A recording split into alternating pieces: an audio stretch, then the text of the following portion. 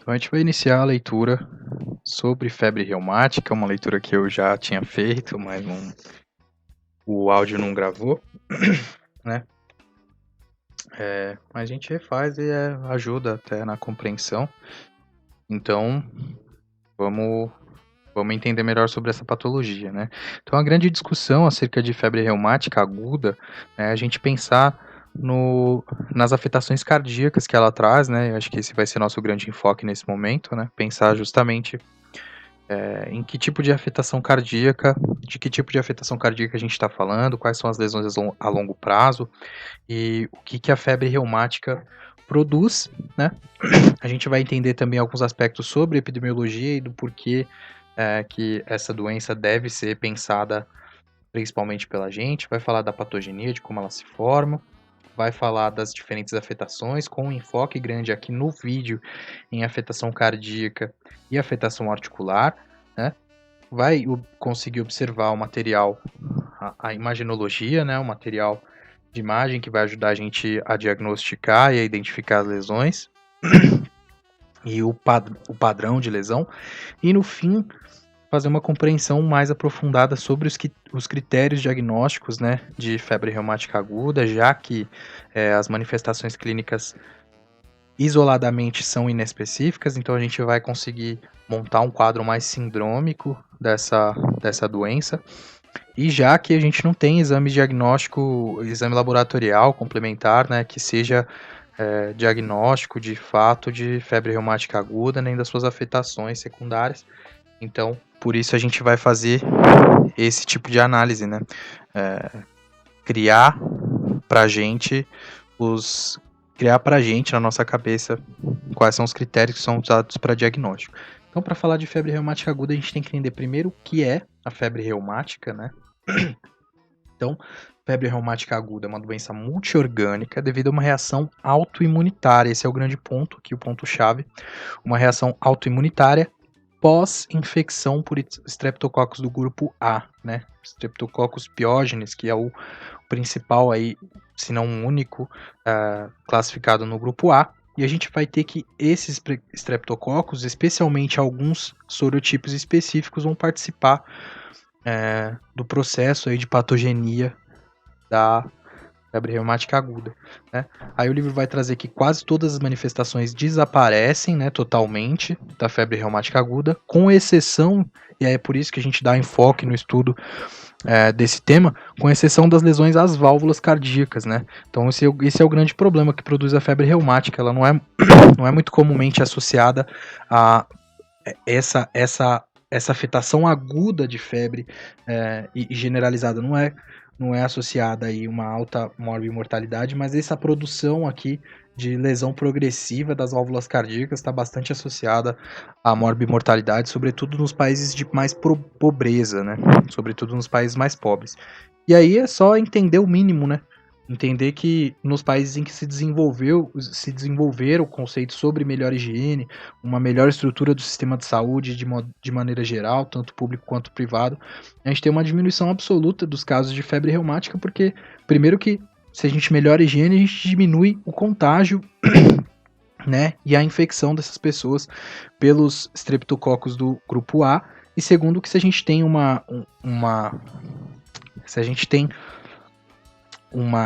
um fluxograma, né, um fluxograma de conduta bem estabelecido com relação a esse quadro, a essa infecção, e um fluxograma de conduta profilático bem estabelecido, é muito raro que esse quadro produza as lesões secundárias que vão ser tão importantes aqui para os países mais pobres, né? Aí o livro traz que esse RHD, Rheumatic Heart Disease, né, doença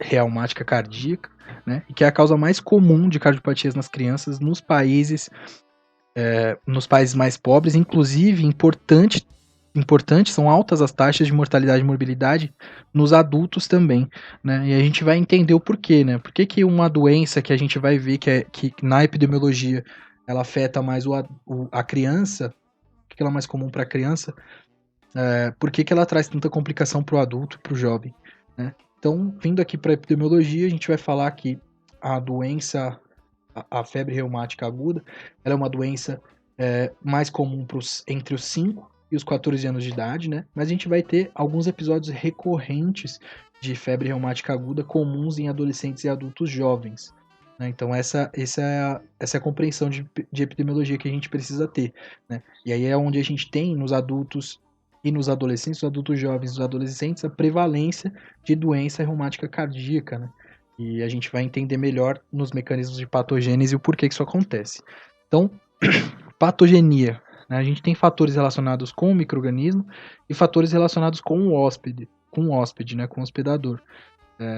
Em relação aos fatores relacionados com o hóspede, são basicamente fatores genéticos desencadeantes, né? A gente vai ter alguma alteração a nível ali genético do Human Leukocyte Antigen, né? O HLA, e os complexos maiores de histocompatibilidade. Mas em relação ao micro-organismo, o que a gente tem? Né? Então a gente vai ter uma infecção prévia para o estreptococo do grupo A, né? Sobretudo para certos sorotipos M, que são separados justamente nesse M, alguns principais sorotipos que têm exatamente uma proteína antigênica na sua superfície, chamada proteína M, né? E essa proteína, ela mimetiza algumas moléculas que tem naturalmente no organismo humano. Então, qual que é o grande tema? A gente vai começar a ter reações cruzadas, porque essas moléculas que são parte aí da membrana do agente infeccioso, elas mimetizam moléculas da miosina, da tropomiosina, da queratina, da actina, da laminina, vimentina, N-acetilglucosamina, e todas essas estruturas aqui fazem parte de diferentes tecidos no organismo humano, né? Principalmente, a gente vai falar de coração, vai falar de articulações, cérebro, né? Em específico gânglios basais, e vai falar de pele, né? Então, como que a gente vai ter as manifestações clínicas? A gente deve entender que se essa reação é uma reação autoimune e ela é produzida então por anticorpos que foram produzidos pelas células imunes do corpo depois de uma infecção streptocócica, a gente tem que entender que tem um período de latência que é importante, e esse período de latência vai requerir do clínico, do físico, uma anamnese ativa em relação a esse tipo de achado. Então a gente tem que fazer uma anamnese ativa em relação a uma faringite, por exemplo, uma faringite streptocócica, né? E aí a gente vai ter um período de latência desde a infecção em si, pelo streptococo, até o momento em que foram produzidos esses anticorpos, de 1 a 5 semanas, né? Com uma média de 3 semanas aí, então esse é o número para ter em conta, né? Uma média de 3 semanas, um mais para cá, um mais para lá, e aí a gente vai ter a febre reumática aguda sendo produzida, certo? E a gente vai ter manifestações clínicas constitucionais da febre reumática aguda. Quais são as manifestações mais tardias que usualmente vão aparecer mais tardiamente? São a coreia de Sydenham, e a cardite, né? A infecção, a afetação, essa inflamação do miocárdio, dos tecidos cardíacos, né? E a gente vai ter a afetação dos 3 tecidos, então a gente pode chamar de uma pancardite, a cardite produzida por febre reumática aguda, né?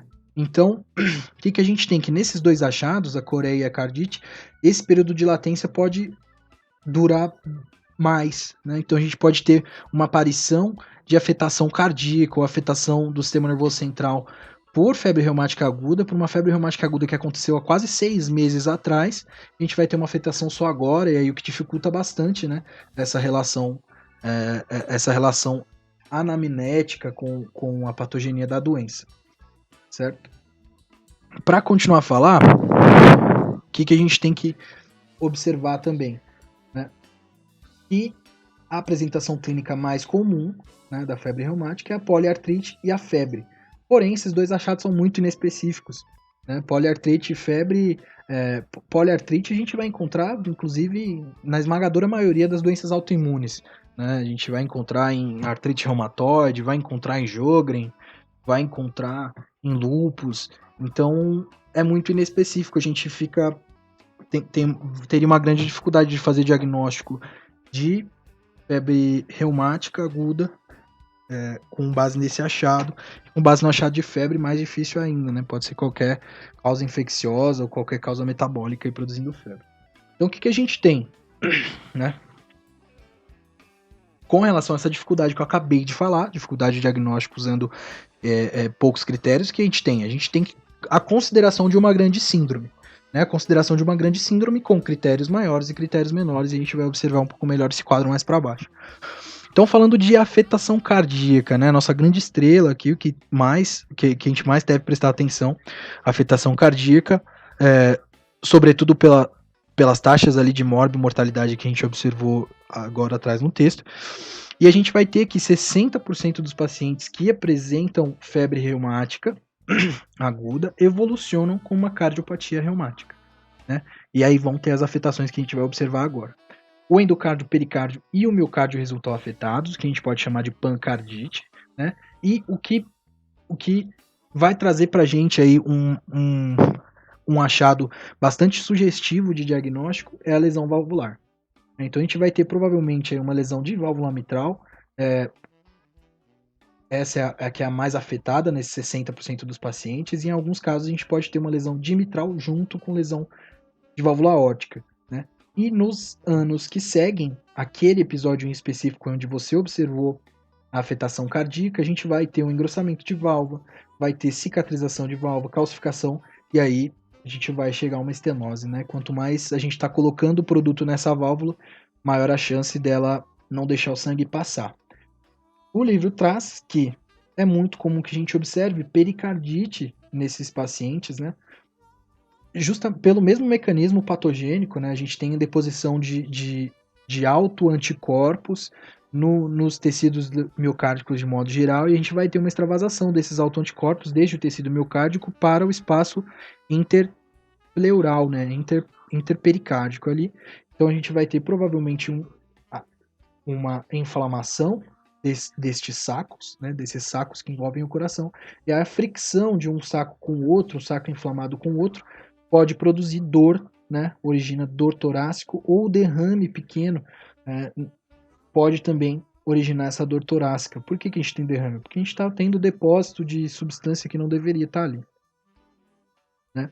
Então, seguindo, a gente vai mostrar aqui, né, ali, esse último texto que a gente acaba de ler faz citação dessa imagem aqui. Essa imagem é uma ecocardiografia transtorácica de uma criança de 5 anos com cardiopatia reumática crônica. Né? E o que a gente tem como achado? Então lembra, né, depois que a gente tiver uma afetação crônica, né, dessa inflamação generalizada dos tecidos cardíacos crônica, a gente vai ter uma afetação de válvula com engrossamento, etc. E como que a gente vê?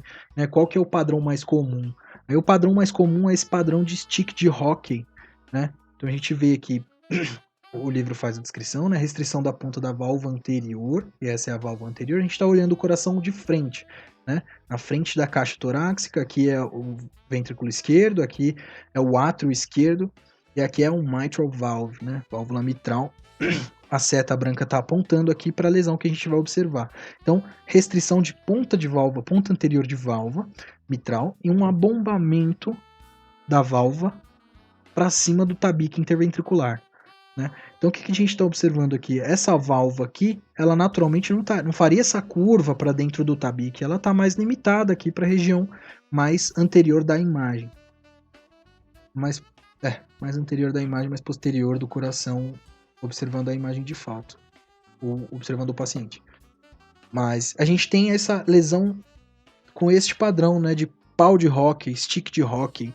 E aí eu trago aqui no Chrome uma pesquisa básica sobre stick de hockey para a gente ter uma noção mais assertiva do que é, né? E isso aqui é um stick de hockey.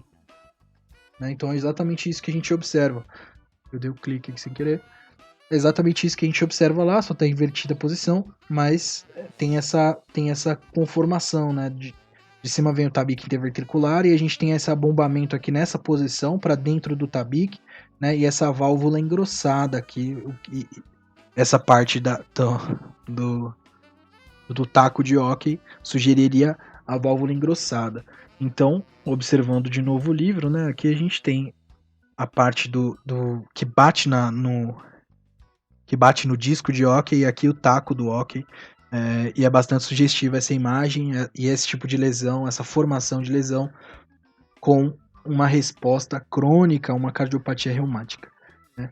Então esse é o grande achado que a gente vai ter na imaginologia.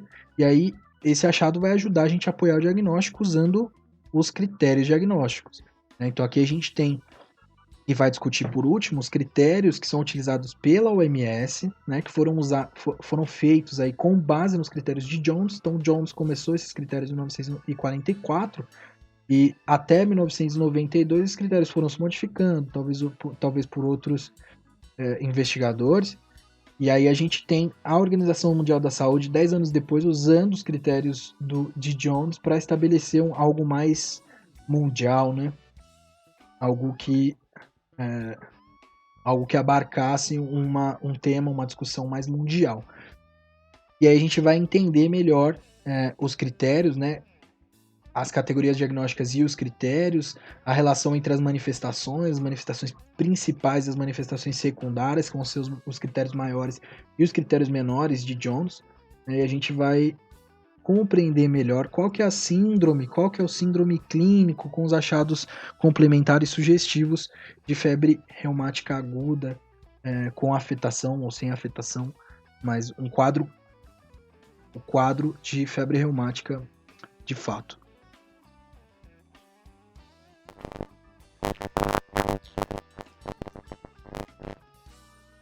Das mais importantes, dar um foco. Então, afetação articular. Como é que a gente vai ter a afetação articular? O livro fala que ela deve ser artrítica, né? Que ela deve ser de fato objetivo de inflamação, né? Ela deve mostrar inflamação com calor, edema, hiperemia e dor das articulações e a afetação de mais de uma, né? Poliartrite. É muito importante que a gente tenha isso, essa poliartrite. E aí, quais vão ser as características dessa poliartrite? Ela importantemente vai ser migratória, né? Então, em algumas horas, ela vai mudando de posição nas articulações daquele organismo. Ela está no joelho, vai para o braço, sai do braço do cotovelo, vai para a cadeira em poucas horas, né? E são sempre articulações de tamanho grande, né? Grandes articulações, nunca é simétrico, a gente nunca vai ter um padrão de botas, por exemplo, ou de luvas. Então, usualmente nas grandes articulações é muito migratória e é assimétrica, não vai ter padrão de bota nem padrão de luva. Por que é importante esse achado? Porque tem alguns síndromes pós-streptocóccicos também que a gente pode confundir e tem algumas diferenças aí, e essas diferenças são as que vão fazer a gente pensar no diagnóstico correto, né? Aí o livro fala, inclusive, que as manifestações articulares da febre reumática aguda respondem muito bem aos salicilatos, né, o ácido acetil salicílico ou outros anti-inflamatórios não esteroides. Então, uma inflamação, uma dor articular que tenha essas características, mas que não passe com ácido acetil salicílico, pouco provavelmente vai ser febre reumática aguda, né? A Coreia, né, a Coreia de Sydenham, é uma Coreia onde a gente não vai conseguir fazer muita relação com a inflamação, com a infecção, né, do estreptococo, porque ela tem um período de latência muito prolongado, né? A Coreia, assim como a cardite, vão ter um período de latência mais prolongado, e aí a gente pode não ter esse achado aí no estudo, por exemplo. Porém, né, ela tem algumas particularidades. Então, a Coreia de Sydenham, a gente vai ter que ela aparece principalmente nas mulheres e, sobretudo, em duas localizações, na cabeça e nos membros superiores, né, na cabeça e nos braços, no rosto e nos braços aí. Podem ser generalizados ou uma M-Coreia, mas a grande importância é a gente entender que ela é geralmente tardia, né? Ela pode ser, então, uma manifestação da febre reumática aguda sem as outras manifestações constitucionais, o que é importante a gente saber na hora de observar os critérios diagnósticos, né? Manifestações cutâneas também a gente vai ter o eritema marginal. E por que ele chama marginal? Porque a gente tem ele com aspecto bem claro no meio, mas com o borde bem difuso e dando esse aspecto aqui, ó. Então, se a gente puxar aqui, muito bonitinho esse Mozart com óculos, né? Então, se a gente puxar aqui, na verdade não foi aqui que eu fiz pesquisa, foi aqui. A gente vai observar aí, agora sim, a gente vai observar aí o padrão de lesão, né? Então, a gente vê que essa lesão, por exemplo, ela tem bordes bem irregulares, serpenginosos, né? Parece que uma serpente andou por aí, mas o centro claro, né? Bastante interessante essa eritema marginatum, né? Se a gente observar nessa lesão aqui também, parece, tá tudo pintado. Não, tá tudo pintado não. Se a gente observar o centro da lesão é mais clara, e em volta ela vai fazendo esses bordes aí como um serpente. É bastante interessante e não sei se significa tanto assim para para febre reumática aguda, mas não sei se significa por não saber se a gente não tem esse mesmo achado em outras patologias, eu não lembrar agora, né? Mas é bastante característico. Aí o próximo vão ser os nódulos subcutâneos, né? A gente vai ter massas indoloras móveis pequenas de 5 a 2 centímetros que quase sempre se vinculam com a cardite. Aqui no eritema é importante a gente entender que quase nunca a gente vê na cara. Né? E por que é importante a gente saber disso? Porque na cara, o que dá na cara? Esse tipo de eritema na cara, não com essa parte mais central, branca e tal, mas o eritema na cara tem que lembrar, tem que fazer a gente pensar em lúpus, né? Eritema no rosto, com aquele formato de borboleta no rosto, tem que fazer a gente pensar em lúpus, e aí por isso que o livro traz essa observação. E aqui, nos nódulos subcutâneos, né, que também faz parte aí dos critérios maiores de Jones, a gente tem essa vinculação, essa alta vinculação com a cardite, né? Então, toda vez que a gente tiver nódulo subcutâneo, provavelmente a gente esteja frente aí a uma inflamação do tecido cardíaco, né? Algumas outras manifestações que são mais constitucionais, né? Então, na grande maioria dos casos, a gente vai ter febre, uma febre bem elevada, maior do que 39 graus, porém, raras vezes nos pacientes com coreia pura, né? Então, o paciente com coreia pura, por causa daquela grande prolongação do período de latência, né? Demora muito para a gente afetar os gânglios basais e a gente vai ter uma demora para o aparecimento desse achado de Coreia de Sydenham, então a febre não vai estar mais presente. Mas aqui no caso a gente vai ter uma febre bastante elevada, né? E os indicadores de que esta pessoa está passando por um evento de febre reumática aguda vão ser PCR e VSG muito elevados, né? Então, proteína C reativa, porque o fígado começa a produzir as proteínas depois de uma inflamação, e velocidade de sedimentação, porque os eritrócitos, eles começam, como a gente está falando de um grupo beta hemolítico, então a gente vai ter os eritrócitos descendo muito mais rápido ali naquele tubo de ensaio em que a gente vai observar qual a velocidade em que desce o glóbulo vermelho, né? E aqui um outro ponto é a evidência de uma infecção prévia por estreptococo do grupo A, né? Então, com exceção da coreia e da cardite leve, nas quais a gente vai ter uma manifestação clínica muito mais tarde do que a infecção de fato pelo estreptococo, a gente pode observar nos outros achados, a gente vai poder observar uma infecção prévia por estreptococo do grupo A, né? Geralmente a gente requer dado serológico para fazer essa análise, porque o livro fala que na maioria dos casos a gente está fazendo, se a gente fizer um cultivo ali na faringe desse paciente, não consegue não consegue um cultivo positivo, então a gente vai fazer algumas análises serológicas, duas delas das mais importantes é o ASTO, né, o ASO, anti-streptolizina O, e anti-DNase beta. Então esses são os dois exames, pelas pesquisas que eu vi, o ASTO aqui é o mais importante para a gente construir esse critério diagnóstico. E aí, outras síndromes pós-estreptocócicas. Outras síndromes. Quais são as síndromes que a gente pode confundir com febre reumática? Né? E aí está o grande ponto em que a gente pensa sempre no diagnóstico diferencial. Né? Então, qual que é o diagnóstico diferencial aqui, imediato, para a febre reumática aguda? Artrite reativa pós-estreptocócica e também, outras síndromes pós-estreptocócicas, né? Então, artrite reativa pós-estreptocócica e essa PENDAS, que é uma sigla em inglês para Pediatric Autoimmune Neuropsychiatric Disorders Associated with Streptococcal Infection, né? Então, desordens, né, disfunções neuropsiquiátricas autoimunes associadas com infecção estreptocócica. E há uma gama de transtornos e tics, sintomas obsessivo-compulsivos, que a gente deve separar bem da Coreia de Sydenham, né?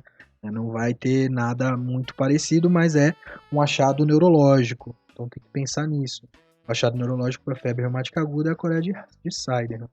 E aqui, na artrite reativa pós-estreptocócica, a gente vai ter algumas diferenças em relação a várias características da doença. Então, uma das diferenças, a grande diferença é que a afetação das articulações pequenas e geralmente assimétrica aqui na nossa artrite reativa pós-estreptocócica é muito diferente da febre reumática. O segundo ponto é que é um período muito breve de latência, menor que uma semana, né? Causada, às vezes, por infecção por grupos beta-hemolíticos, mas não do grupo A, né? Então, alguns estreptococos beta-hemolíticos, mas não vão ser do grupo A, então na sorologia a gente não vai conseguir observar essa especificidade aí para o grupo A. Reatividade mais lenta dos salicilatos, né? Então, se a gente medicar esse doente com AS, com a dor articular, ela não vai passar em horas, né? Vai persistir aí por talvez um ou mais dias, e aí a gente vai perceber que talvez não se trate de febre reumática. E a ausência de outras manifestações de febre reumática, especialmente a cardite. Então, a gente não vai ter cardite, não vai ter afetação valvular nessas outras síndromes pós-estreptocócicas que podem confundir-se com a febre reumática. Essa é a grande diferença aí, é de onde a gente deve tirar o nosso diagnóstico diferencial para fazer o diagnóstico de febre reumática de fato. Então, para finalizar aqui a nossa discussão, a gente vai trazer o quadro dos critérios diagnósticos e as interpretações diagnósticas, né? Para entender como é que a gente classifica e como é que a gente diagnostica de fato febre reumática, né? Então, observando aqui, a gente tem as categorias diagnósticas e os critérios, né? E aí os critérios vão sempre citar as manifestações principais ou manifestações secundárias. E quais são essas manifestações? Então, as manifestações principais são a cardite, a poliartrite, né? A poliartrite migratória, coreia reumática, né? A Coreia de Sydenham, eritema marginal e nódulos subcutâneos, né? E as manifestações secundárias, né? Manifestações secundárias, a gente tem as manifestações clínicas constitucionais, né? A febre e a poliartralgia. E essa poliartralgia é somente a dor, né? Não caracterizando a inflamação de fato, com eritema, edema, etc., calor, né? Mas sendo só uma dor mesmo, uma dor artrálgica. Laboratório, a gente vai observar o VSG, velocidade de eritrossedimentação, e o reconto leucocítico, né, além de poder observar que ter o PCR para apoiar mais ainda o diagnóstico. E no eletrocardiograma a gente vai observar o intervalo PR prolongado, né, porque a gente vai pode estar tendo aí uma afetação miocárdica, né, a cardite. Então vamos entender melhor os critérios diagnósticos. Então, para compreender esse quadro, a gente tem que saber quais são as manifestações principais e secundárias, né? E aí o paciente chega no episódio primário. Como é que a gente diagnostica o episódio primário de febre reumática, né?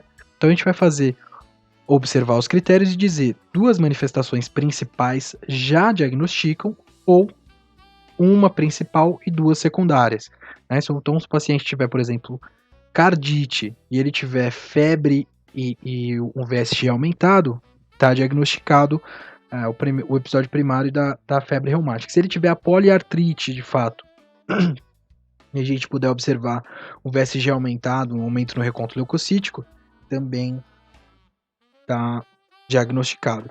Agora, né, como é que a gente sabe que é uma doença que recorre, né? Porque vão acontecendo várias infecções ali estreptocócicas, e aí sempre que a gente tem mais infecções estreptocócicas, a concentração de autoanticorpos é maior.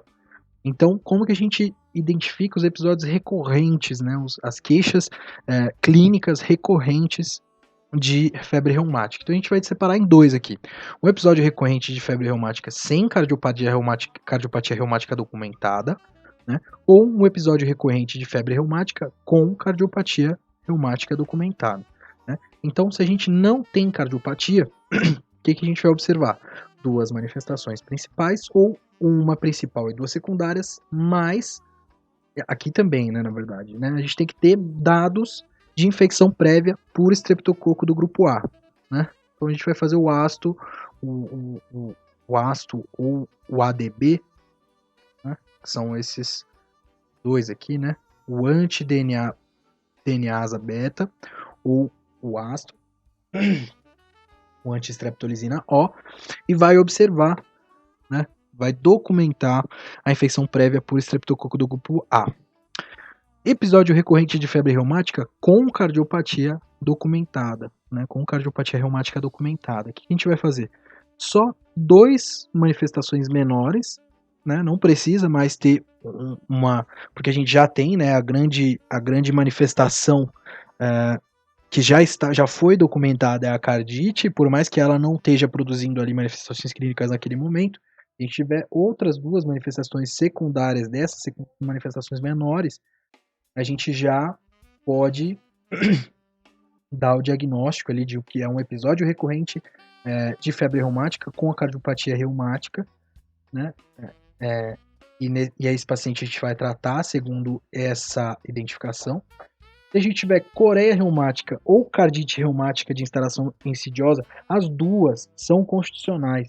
Então a gente não precisa nem ter dados de infecção por estreptococo, nem ter qualquer outro sinal de manifestação menor ou maior, né? Então, se a gente tiver coreia reumática diagnosticada, certamente como coreia reumática, ou cardite reumática também diagnosticada como cardite reumática, a gente não precisa das outras manifestações principais, não se requerem outras manifestações principais ou dados de infecção por estreptococo do grupo A. E se a gente tiver lesões valvulares crônicas que já são produzidas por cardiopatia reumática, né, como estenose mitral pura, valvulopatia mitral mista ou valvulopatia aórtica, não se requer também nenhum outro critério. Então, para diagnosticar o primeiro paciente ali, porque o clínico, ele provavelmente vai diagnosticar o primeiro paciente, né? Esse paciente vai ser acompanhado com um cardiologista no mundo ideal, né? Então, a gente vai fazer esse diagnóstico utilizando 2 manifestações principais. Dessas 2, quais são as manifestações principais? A poliartrite migratória, a cardite, a coreia, os nódulos subcutâneos e o eritema marginal, né? Aquele eritema com o centro branquinho e as margens marcadas. E as manifestações secundárias vão ser a febre, né? A febre que é constitucional, a poliartralgia não sendo poliartrite, então não sendo inflamação de fato, porém com dor em poliarticulações, VSG aumentado, reconto de leucócitos aumentado e aumento do intervalo PR. Então esses são os pequenos, né? Então a gente vai ter basicamente aqui 5 manifestações secundárias e 5 manifestações principais que vão sugerir para a gente, né? E aí os dados, no finalzinho aqui, a gente tem os dados que apoiam o diagnóstico de uma infecção estreptocócica nos últimos 45 dias, né? O que a gente pode observar? O ácido, né? A gente pode observar o aumento da estreptolizina, o aumento do anticorpo estreptocócico, né? Que é o estreptococo de fato. A gente pode ter um cultivo faríngeo positivo, sendo que não é muito comum de encontrar. Prova de antígeno rápido e febre escarlatina recente. E essa febre escarlatina recente, neste caso, aparentemente os critérios de Dijon não incluem de fato essa manifestação, né? Mas a Organização Mundial da Saúde inclui sim essa manifestação. Então, se a gente teve uma febre escarlatina recente pela OMS, é sugestão de que a gente teve uma febre, uma infecção estreptocócica recente nos últimos 45 dias, e aí a gente já vai usar aqui como base para diagnóstico, e aí depois vai olhar os outros critérios clínicos e vai usar como base para diagnóstico de um episódio primário de febre reumática, que é o que a gente deve se preocupar de fato. né? Mas sempre pensar que esse paciente, ele provavelmente, a manifestação mais perigosa, que mais relacionada com morbimortalidade, é a cardiopatia relacionada à febre reumática, né? A cardiopatia reumática, e ela deve ser sempre levada em consideração. Então, é explicado os critérios diagnósticos. Eu tenho... Vou abrir aqui a apresentação. Então, para a gente observar melhor, eu tenho na verdade, uma apresentação, uma esquematização de como a gente deve interpretar aí os critérios de Jones, né, e vou trazer aqui para a gente. Então, aqui estão, né, esse é um trabalho que eu fiz para entrega, e a gente observa, né, critérios de Jones. A gente deve observar, evidenciar, né, uma infecção prévia por estreptococo do grupo A, utilizando o ácido, cultivo faríngeo ou PCR positivo, né, todos para apoiar diagnóstico, o ácido mais especificamente. E aí, quais são os critérios? Então, o que a gente vai observar? A gente vai observar poliartrite nodosa, poliartrite migratória, cardite, nódulos cutâneos, eritema marinado, né, o mapa, aquele lá que a gente tem o centro limpo e as margens bem irregulares, e coreia de Seidman. Então, supondo que a gente tem dois critérios, dois desses maiores, já é diagnóstico de febre reumática. Então, qualquer destes dois já é diagnóstico. Se a gente tem um desses maiores, a gente vai observar os critérios menores, né? Então, o que a gente deve ter aqui? Artralgia e febre, VSG aumentado, leucocítico aumentado, esse PCR entra aqui, na verdade, e aumento do intervalo PR. Então, se a gente tiver poliartrite migratória, por exemplo, o paciente chegou na clínica, no hospital, o paciente chegou no hospital com uma dor que estava no joelho direito, né? Ele não tinha essa dor simétrica, ele estava com uma dor do joelho direito. Passada 1h30, ele sentiu essa mesma dor no joelho esquerdo. Além disso, ele estava com febre. E eu fui fazer um exame de VSG, um hemograma, e observei um VSG aumentado, né? Então é uma dor que migrou, é uma dor de junta grande, né, de grandes articulações, é uma dor migratória, é uma dor que eu palpei ali, eu observei que de fato tinham indícios de inflamação, e eu observei um FBSG aumentado. Então, provavelmente, o que eu vou fazer?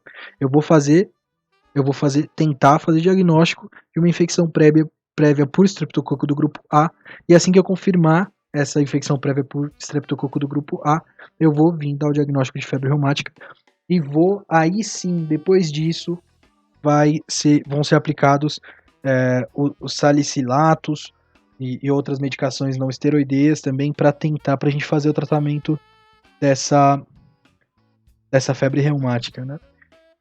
E aí, algumas outras coisas são consideradas no tratamento, né? A gente deve fazer antibiótico para fazer penicilinas para de fato matar o estreptococo do grupo A.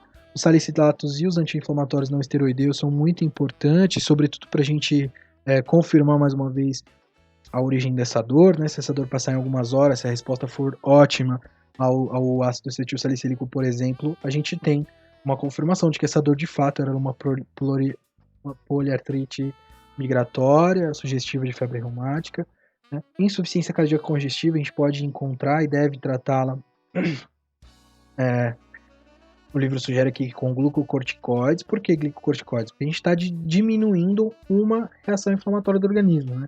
Então, essa reação inflamatória que está produzindo essa insuficiência cardíaca nesse paciente, sobretudo as alterações valvulares, caso tenham, mas a gente está tendo uma inflamação das 3 capas, né, uma pancardite, que deve ser tratada com anti-inflamatórios, além da gente fazer essa cobertura para o strep A, né? E aí, alguns outros estudos são recomendados. Essa leitura é bastante interessante. A gente tem uma leitura sobre a profilaxia primária e secundária, algumas outras considerações em relação ao tratamento e o prognóstico. O prognóstico é usualmente benigno dessa doença, né? Sobretudo nos países mais desenvolvidos. Quando a gente tem um caso como esse, a gente tem um prognóstico benigno, mas deve-se ter em conta, na verdade, né, as profilaxes. Então, a profilaxia deve acontecer em pacientes que foram expostos e em pacientes que apresentaram eventos da doença. profilaxia deve acontecer, ela é bem crônica, na verdade. Além dessa leitura aqui, pelo que eu tinha visto no Osmosis, a gente deve fazer aí em pacientes que não tiveram afetação cardíaca, provavelmente aí com diagnóstico de fato de febre reumática, são feitos estratégias, são adotadas estratégias profiláticas de até 10 anos. Né? Então a gente vai fazer uma medicação profilática, aí, um antibiótico por 10 anos nesse paciente, né? Muito grande o tempo, por mais que seja barata a penicilina, é bastante grande.